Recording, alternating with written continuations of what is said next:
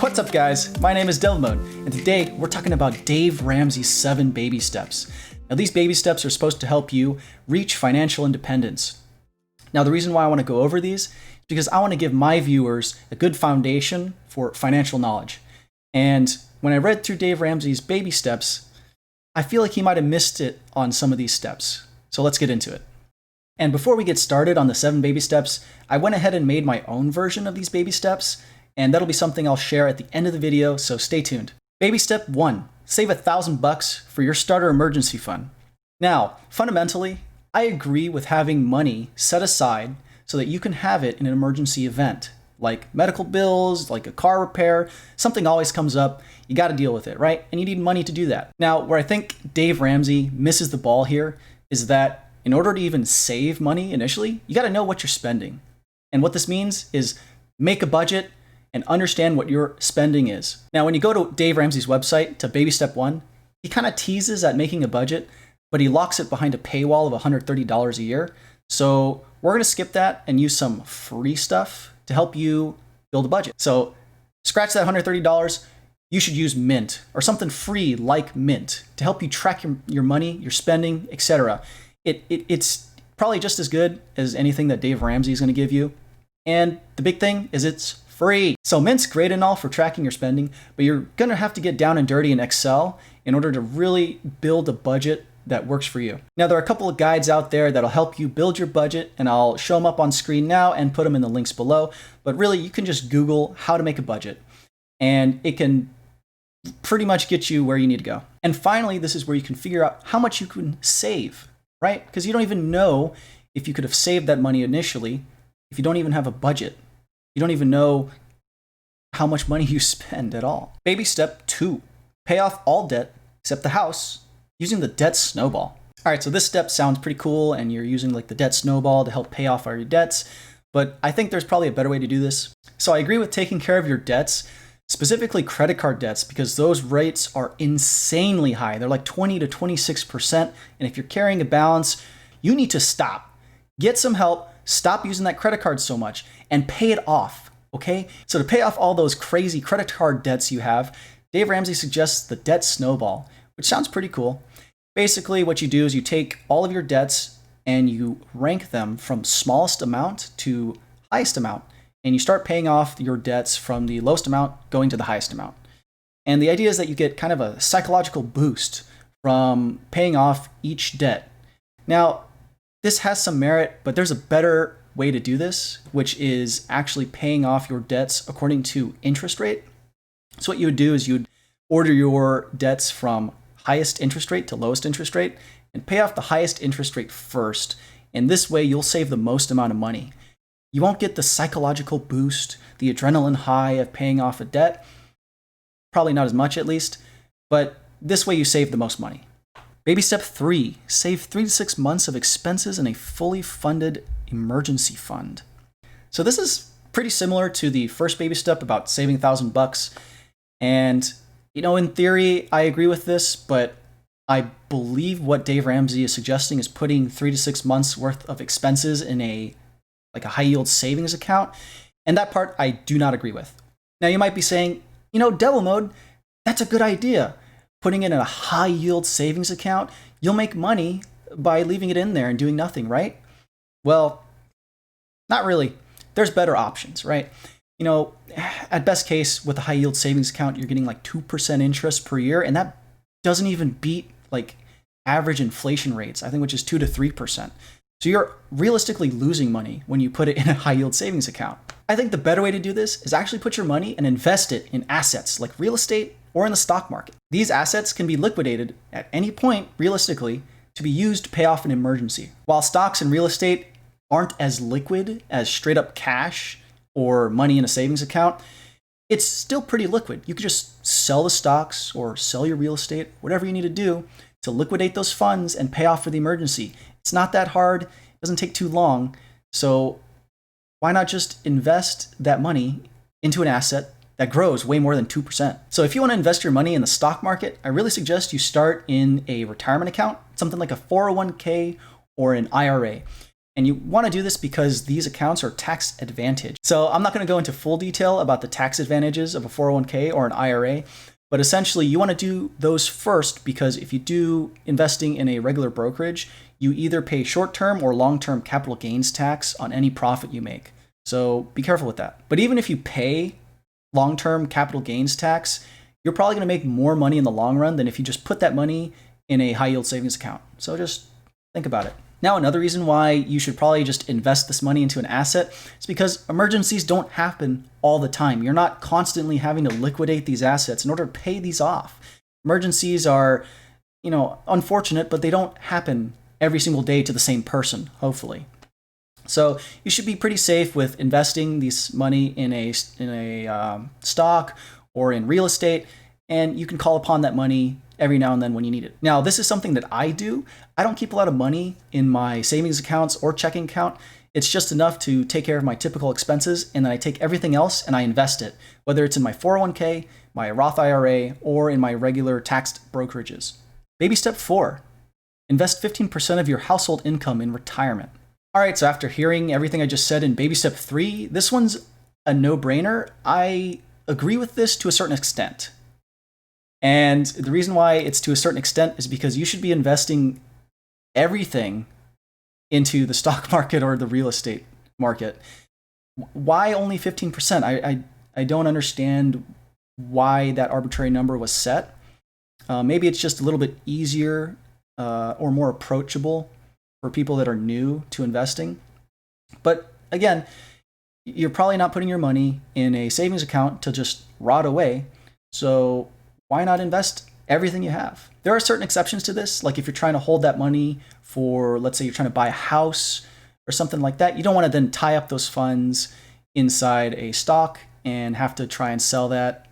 So I can understand certain exceptions to that, but realistically, you should be investing a majority of your money. As a side note to investing, unless you're a day trader, you probably want to buy and hold these stocks for longer than a year.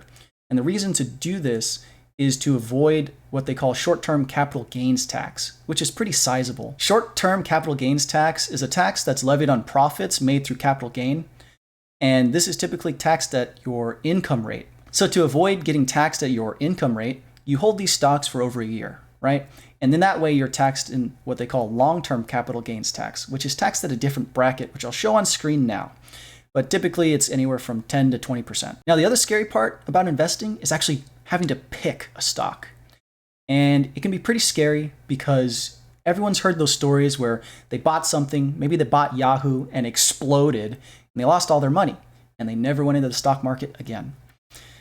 It can happen, but there's ways to get around this and to insulate or protect yourself from these risks. And one way to do that is through an index fund. Now, I'm going to go ahead and read this definition real quick so I don't mess it up. But an index fund is a portfolio of stocks and bonds designed to mimic the composition and performance of a financial market index. If you've ever heard of something like the S&P 500, then you've heard of an index.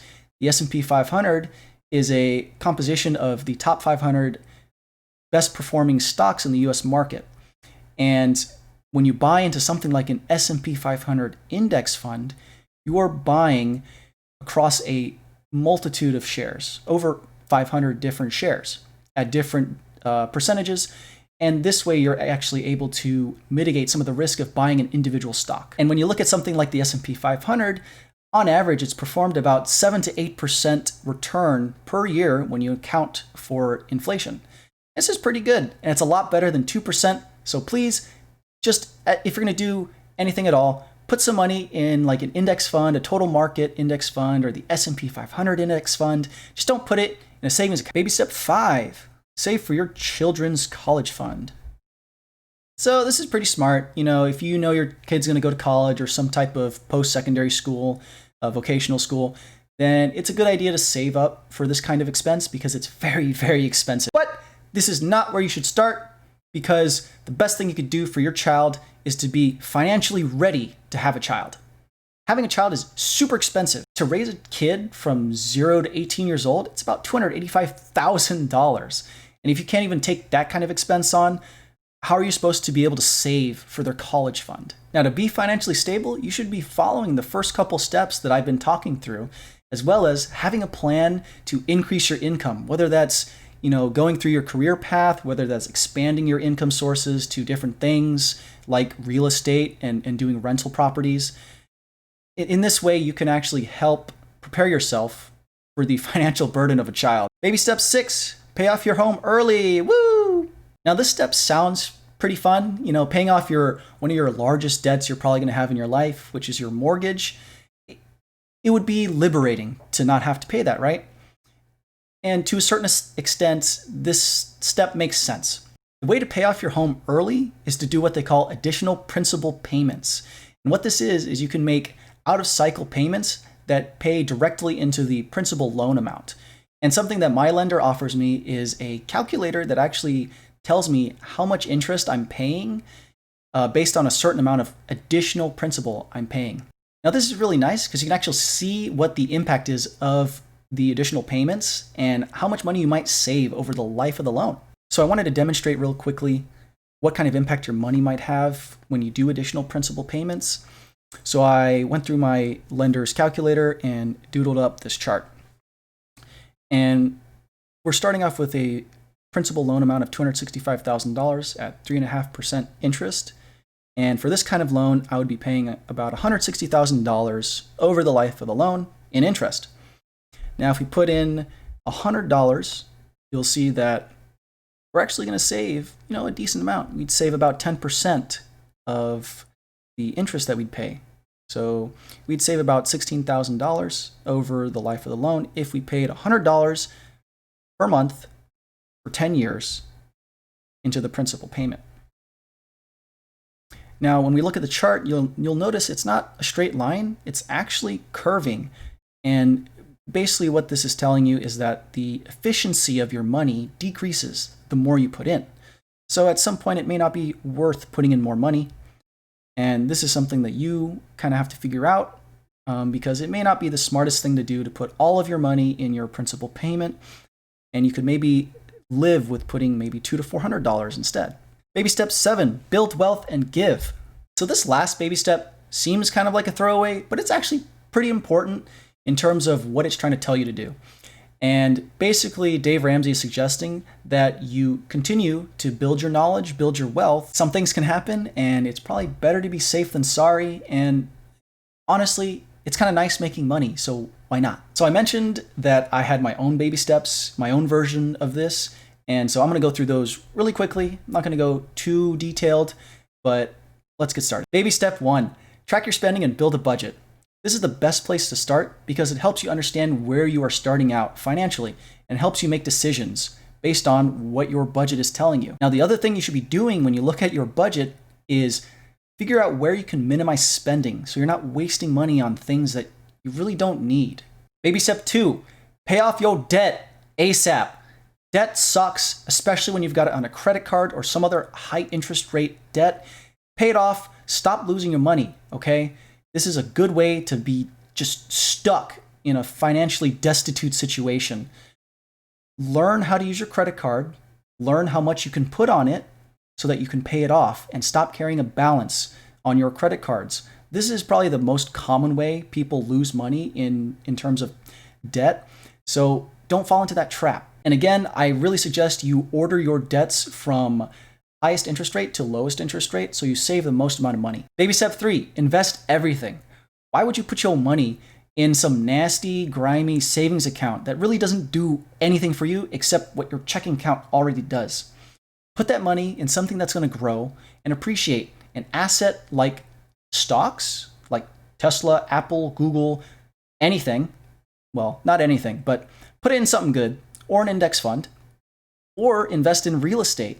You don't need the emergency fund because you've already got one built in. It's your assets. Just liquidate it, sell them off, and now you've got the money to pay off whatever emergency that came up. Except the difference is the money that's been sitting around waiting for an emergency to happen is grown so much. You'd be surprised. Now, when I say invest everything, investment doesn't necessarily stop at stocks and real estate because you can invest in yourself. Continue to educate yourself or continue to develop your career path whatever it is to help you get more money, gain more income, that helps a lot too. So don't forget that. Baby step 4, don't get complacent. This is pretty much the same thing that Dave Ramsey was saying, which is to continue to build your wealth and continue to learn. But again, it's very important that you do this. There are so many different aspects of financial knowledge that can help you grow your money. It's a lot to take in, and you don't have to learn it all at once, but the goal is to try and learn it over time so you can use those tools to help build your net worth. For example, trying to learn how to use credit cards and the credit card rewards properly so you can actually maximize the dollar value you get out of them. And those are Devil Mode's baby steps. So if you enjoyed this video, please leave a like, comment, and subscribe to see more stuff like this, and I'll see you soon.